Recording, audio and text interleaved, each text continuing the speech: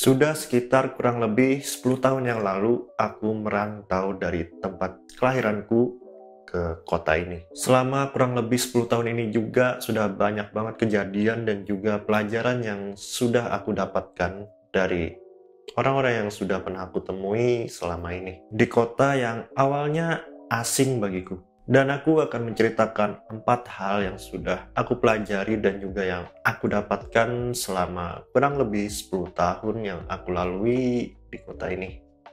Atau selama aku merantau. Dan aku harap kalian bisa mendapatkan sesuatu pada video kali ini. Entah sekecil apapun itu. Selamat menikmati. Sebelumnya, hai. Bagi kalian yang baru datang ke channel ini, perkenalkan, aku Randi Rahman. Di channel ini, aku suka banget ngebahas hal-hal seperti minimalism, produktivitas, dan juga teknologi. Dan juga apapun yang sedang aku senangi saat ini. Jadi, kalau kalian juga menyukai hal-hal yang sudah aku sebutkan tadi, make sure untuk kalian jalan-jalan di channel ini. Kalau suka, silahkan di-subscribe, dan kalau enggak, juga nggak apa-apa. Saat aku jadi anak rumahan dulu, sampai sekarang kayaknya masih sih. Maksudnya saat aku sebelum jadi anak rantau, aku sempat menjadi orang yang cukup pesimis dan memiliki pikiran bahwa apakah aku bisa hidup sendirian di tempat yang jauh dari tempat di mana aku tinggal dari aku kecil sampai besar saat ini. Kalau aku kangen sama orang tua, gimana? Kalau aku sakit, gimana? Maklum, aku lumayan malu untuk mengakuinya sih. Tapi aku bisa dibilang cukup manja dulunya. Sakit dikit selalu minta dipijitin, dibeliin buah-buahan, dibikinin bubur. Pokoknya serasa kayak raja lah. Sedangkan nanti aku nggak akan bisa mendapatkan itu lagi dari orang tuaku. Dan aku nggak bisa bolak-balik sesuka hati karena lokasinya yang jauh, yang harus menyeberangi pulau dulu, dan biayanya juga pasti mahal. It's ridiculous. Tapi ternyata setelah aku menjalaninya sampai saat ini, ternyata faktanya nggak seburuk seperti yang aku pikirkan sebelumnya. Kalaupun aku lagi kangen sama orang tuaku, lewat telepon pun udah lumayan cukup mengobati kok. Dan ketika aku sakit pun, entah kenapa, mode di dalam diriku itu udah kayak tiba-tiba ke switch ke mode survival. Karena entah kenapa aku secara otomatis berpikir bahwa ketika aku berada jauh dari rumah, yang bisa aku andalkan ya cuma diriku sendiri. Dan faktanya aku masih bisa kok survive sampai saat ini. Dan kemanjaanku itu seolah tertidur gitu aja. I don't know. Meskipun sebenarnya ada cukup banyak orang-orang yang bisa diandalkan yang ada di sekelilingku. Iya, merantau dan berada jauh dari rumah ternyata nggak seburuk dari apa yang aku pikirkan sebelumnya. Dulunya, aku bisa dibilang orang yang cukup malas dan sudah aku bilang tadi, cukup manja. Mau makan apa, selalu dimasakin. Bahkan ketika aku mau makan mie instan pun, selalu dimasakin. Apa? Kayaknya dia mau berak. Kita keluarin dulu. Sebelum kamu berak di sini, ini kamu keluar. Shits.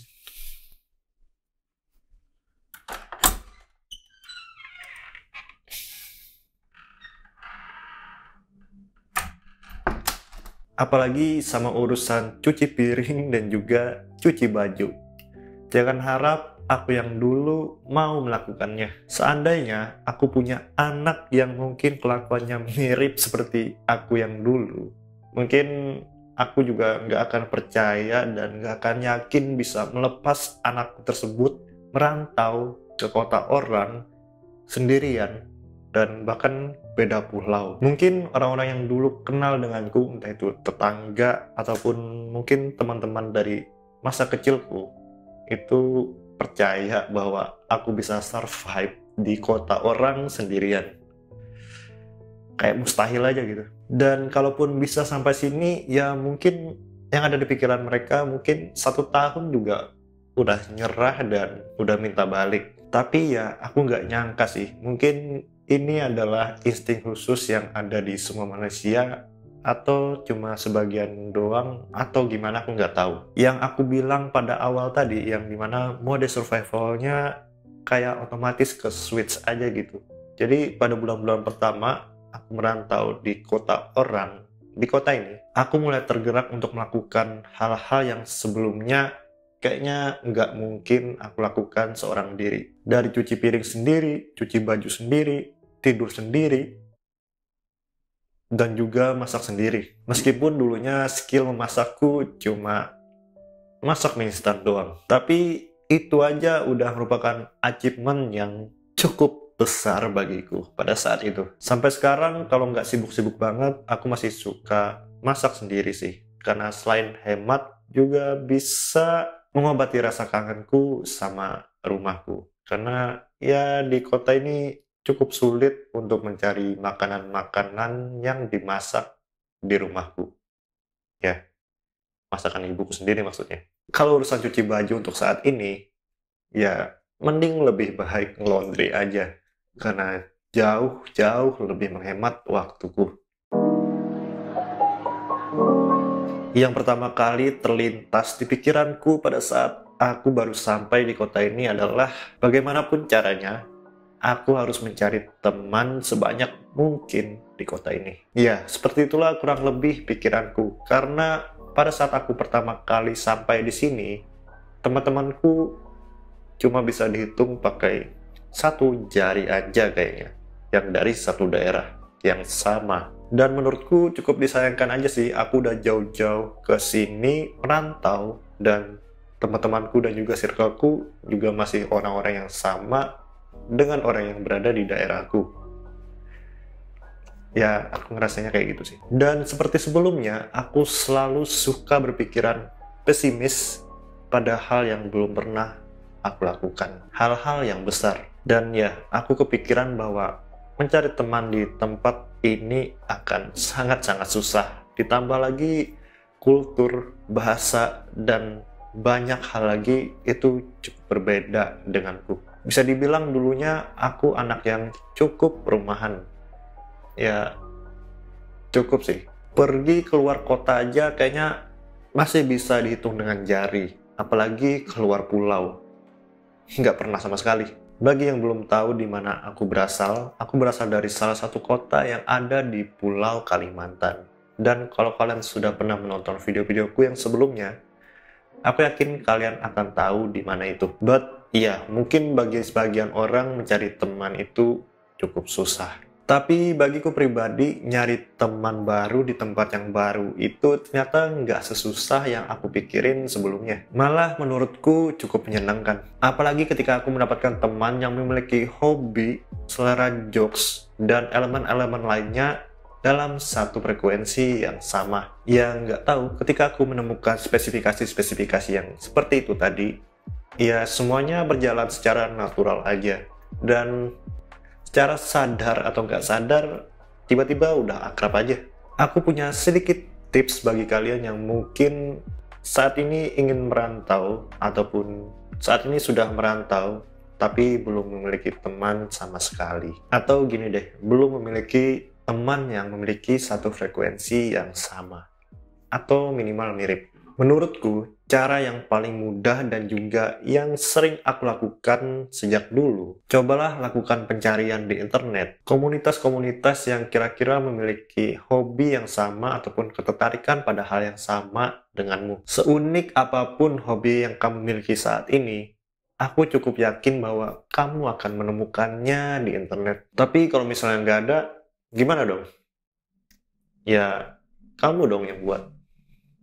Ya, ini memang tips yang cukup general sih. Dan kayaknya hampir semua orang sudah tahu akan tips ini. Tapi seenggaknya hal ini sudah aku buktikan sendiri dan work. Dan aku harap hal itu work juga terhadap kalian. Gak bisa dipungkiri semenjak aku hidup sendiri dan jauh dari rumah, entah karena alasan umurku sudah bertambah atau karena simpel aku berada jauh dari rumah aja. Tapi aku pribadi secara perlahan merasakan menjadi orang yang cukup berbeda, atau menjadi orang yang lebih dewasa dari diriku beberapa tahun yang lalu, dan kayaknya aku jadi lebih bijak aja dalam bersikap daripada aku yang sebelumnya. Bukan berarti aku dulunya orang yang super egois dan super cuek sama banyak hal. Tapi aku merasa bisa lebih berkompromi sama hal-hal yang belum bisa aku dapatkan ataupun yang belum bisa aku gapai. Sejak aku pergi merantau, bisa dibilang aku sudah cukup banyak bertemu dengan berbagai jenis manusia. Dari orang-orang yang jauh lebih muda dariku maupun orang-orang yang jauh lebih tua dariku. Dan ya, aku jadi belajar banyak banget hal dari berbagai macam sudut pandang dari orang-orang yang sudah aku temuin selama ini. Sehingga aku yakin sudah banyak membantu sampai membuat diriku menjadi seperti saat ini. Mungkin aja saat ini aku masih jauh banget dari kata bijak. Karena ya, aku nggak bisa menilai diriku sendiri dengan sangat akurat. Tapi seenggaknya aku ngerasa bahwa diriku saat ini jadi jauh lebih berkembang daripada diriku yang dulu. Ya, aku ngerasain ketika aku berada jauh dari rumah, seolah-olah kayak ada sesuatu yang terbuka dari dalam diriku sih. Yang mungkin dulunya pintu tersebut masih belum terbuka ketika aku masih berada di kampung halamanku. Mungkin karena lingkungannya kurang cocok terhadapku, atau mungkin elemen yang lainnya, sehingga sedikit menghambatku untuk bisa berkembang lebih jauh lagi. Ya, aku nggak tahu yang mana yang berperan terhadapku. Pada video kali ini, aku nggak mengatakan bahwa dengan menetap di kampung halaman adalah suatu hal yang buruk, cupu, dan nggak bisa membuat seseorang menjadi berkembang. Justru menurutku sangat bagus jika ada seseorang yang lebih memilih untuk tinggal di tempat di mana dia dilahirkan dan mampu berkembang dan juga membuat tempat kelahirannya menjadi besar. Aku malah salut sama mereka yang bisa melakukannya. Ya, ada banyak banget tipe manusia di dunia ini. Mungkin aku termasuk tipe orang yang bisa berkembang kalau berada di tempat yang jauh dari rumah. Ada juga tipe orang yang malah bisa berkembang ketika dia berada di kampung halamannya. Dan mungkin ada juga orang yang masih bisa berkembang ketika dia berada di tempat kelahirannya atau ketika dia berada di perantauan. Nggak ada yang baik ataupun buruk dari kedua pilihan tersebut. Karena ya seperti yang aku bilang tadi, bahwa semua manusia yang ada di dunia ini berbeda. Pilihlah pilihan yang cocok untukmu, bukan pilihan yang benar menurut orang lain. Dan ya, sampai sini aja video aku kali ini. Aku harap kalian bisa berkembang menjadi orang yang jauh lebih baik daripada hari ini. Terima kasih buat kalian yang sudah menonton video ini sampai selesai, dan stay safe. Bye.